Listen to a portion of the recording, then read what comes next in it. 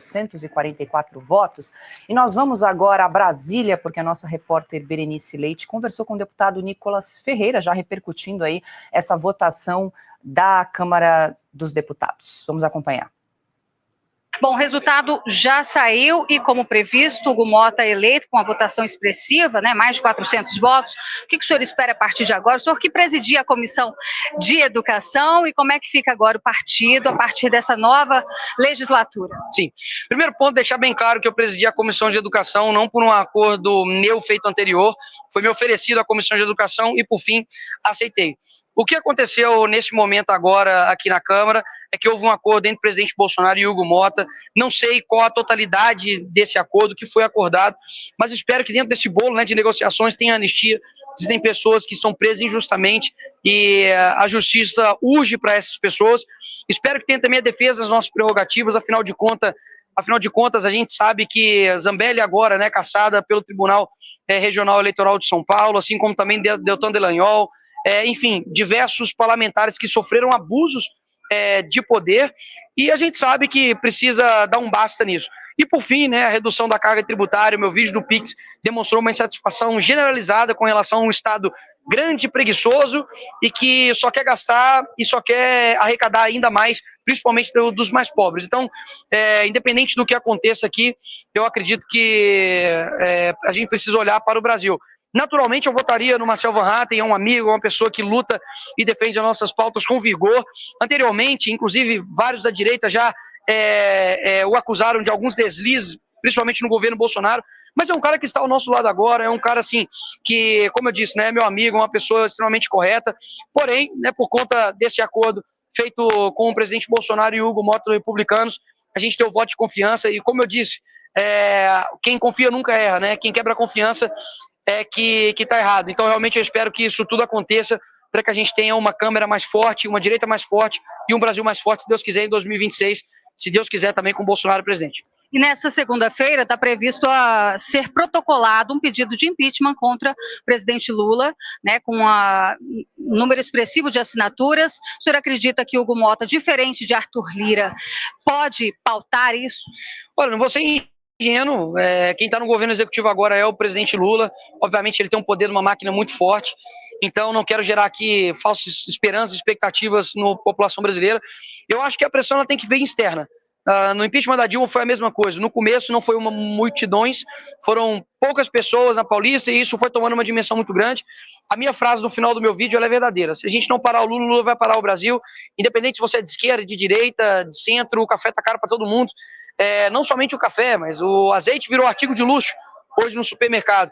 E tantas outras coisas, eu não digo não somente na parte econômica, porque a parte econômica, obviamente, ela é o que leva pão para sua casa, né, para sua família, mas eu vejo que em termos também morais a gente precisa, sabe, dar um basta nisso. A gente teve até então agora um ministro de Direitos Humanos que saiu do governo com denúncia de assédio sexual a outra ministra.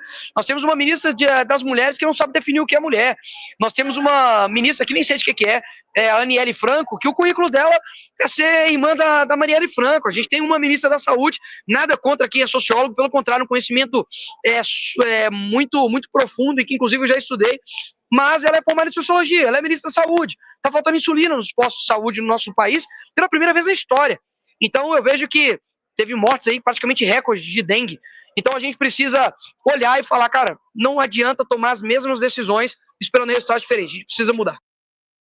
Obrigada, Berenice Leite, pela apuração, pela cobertura especial hoje das eleições no Congresso Nacional. Ela que esteve conosco desde hoje pela manhã, percorrendo ali os corredores do Congresso Nacional, entrevistando parlamentares, trazendo um pouco da temperatura de Brasília aqui para quem nos acompanha. Um abraço especial para você aí em Brasília. E agora, deixa eu trazer aqui também a nota oficial do Palácio do Planalto, diante aí desse resultado da Câmara dos Deputados, aí a nota de congratulação, nota oficial do Palácio do Planalto.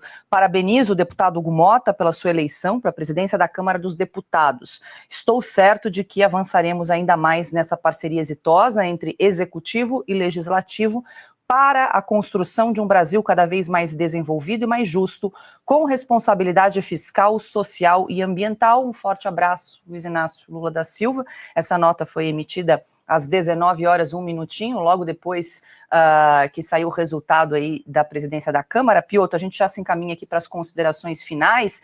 Quero te ouvir. Esse discurso de posse de Hugo Mota já dá algumas pistas de como vai ser essa condução de Hugo Mota à frente da presidência da Câmara, Piotr? Vamos olhar só para o discurso, porque é o que nós temos agora.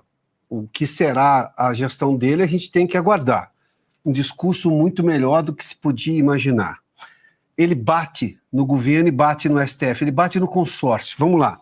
Ele reclamou do presidencialismo de cooptação. Quem foi o partido que fez isso no mensalão? Governo Lula. Elencou as emendas impositivas, ou seja, uma maior participação do Congresso na divisão, obviamente, e discussão do uso do dinheiro público. Veio do governo Bolsonaro. Aliás, o Paulo Guedes dizia assim, não, vamos dividir o orçamento. Só que, claro, com transparência, ele também fala do assunto. Citou Ulisses Guimarães por várias vezes. E Ulisses Guimarães é intocável na presidência desta casa. Depois ele fala de caos social e caos econômico. Quem está no governo? O governo Lula. Depois ele diz assim, democracia com a Constituição na mão. O que está acontecendo no Brasil hoje é justamente se vilipendiando a Constituição. Se não se seguir a Constituição, aquilo vira letra morta. Ele citou essa expressão. Lembra Ulisses Guimarães de novo, são governo, o executivo e o legislativo. Isso é uma pancada no consórcio entre o Executivo e o Supremo Tribunal Federal, que se miscuem em decisões do poder, ou seja, do Congresso, sobretudo, e também do Executivo. Defendeu a imprensa livre, independente, ou seja, isso é extremamente importante, falou de harmonia dos poderes. Importante dizer também que ele faz uma defesa dos princípios constitucionais, também de forma bastante enfática. Ele bateu no consórcio, como eu disse aqui, defendeu os impeachments como constitucionais, ou seja, inclusive o de Dilma, o que foi de fato um impeachment constitucional. Enfim, se a gente olhar para o discurso, Paulo, e já encerro por aqui, foi um discurso muito bom. E a gente só tem o discurso para julgar neste momento. Ele tem uma gestão de 2 anos pela frente. Isso também me dá um sinal muito claro. Tudo indica que Arthur Lira vai ficar muito mais na oposição do que no governo. A imagem do Arthur Lira, ministro do governo Lula, está cada vez mais distante. Isso, para mim, foi um erro de leitura de boa parte dos analistas. Mas, enfim, a decisão do Arthur Lira e do governo não é minha. Mas, pelo que a gente está vendo agora, o afiliado político dele, sucessor dele, que ele fez a vitória desse tamanho, 444 votos, demonstra claramente que ele está muito mais ao lado da oposição, das pautas mais populares, das pautas do interesse público brasileiro, do que propriamente do governo Lula. Por fim, e esse para mim é um detalhe muito importante, nós veremos, sim, parece que um Congresso, sobretudo a Câmara, mais altiva e defendendo, sim, as prerrogativas dos parlamentares, coisa que em algum momento Arthur Lira claudicou. Agora, de novo, e para mim esse é o ponto, nós estamos num outro momento do governo Lula. É um governo hoje em decadência, de um político decadente, de um presidente decadente politicamente. Ou seja, é um outro momento que dá um espaço maior para esse presidente da Câmara agir, Paula.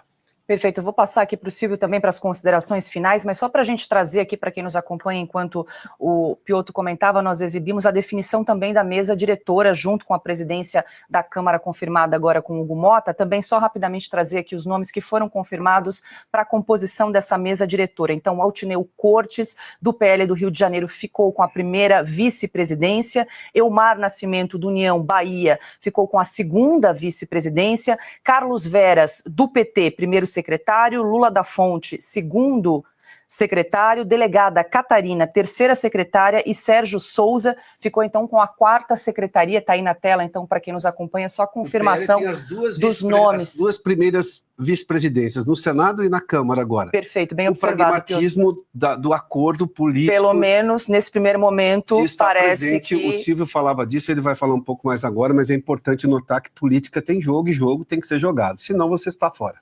Silvio, para a gente fechar aqui a nossa cobertura, que daqui a pouquinho a gente tem que entregar que 8 horas da noite tem Outra Coisa aqui no canal da Revista Oeste. Vamos lá. Imperdível, e eu estou ansioso pela volta de Guilherme Fiuza e grande elenco. Nívia Calmar, o Pedro. Paula, você aqui breve, tá? O Piotr impecável, e é isso. O jogo foi jogado, foi entregue aquilo que foi combinado, inclusive nos cargos de chefia da mesa diretora da Câmara e do Senado. O que virá a partir daí? Ninguém tem bola de cristal. Vamos acompanhar. Mas o acordo foi entregue exatamente como foi pactuado. O que eu chamaria a atenção para além... a fala do Piotr é impecável. Assina embaixo. Primeiro, duas frases aqui que eu anotei. A praça é dos três poderes, e quando não é dos três, não é de nenhum, e a democracia vira um pedaço de papel e letra morta. Essa frase é importante. Segunda frase, ninguém é dono da Constituição da República, da Constituição Federal.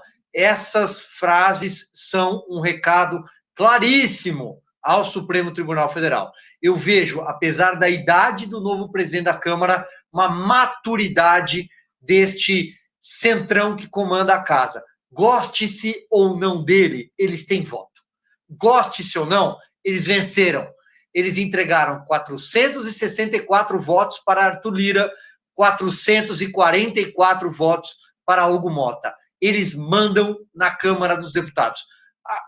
É ruim, porque é do partido tal, porque não é tão à direita. O jogo é esse. Quero destacar também, ele falou em inflação, falta de estabilidade econômica e defesa de responsabilidade fiscal. Aí o discurso é para o ministro da Fazenda, que ou já está de saída, ou está no cargo e ainda não entendeu que a data da demissão já está assinada, Paula. Bom, então com isso a gente encerra essa cobertura especial das eleições no Congresso Nacional. Quero agradecer muito a sua audiência, a sua companhia durante todo o dia. A gente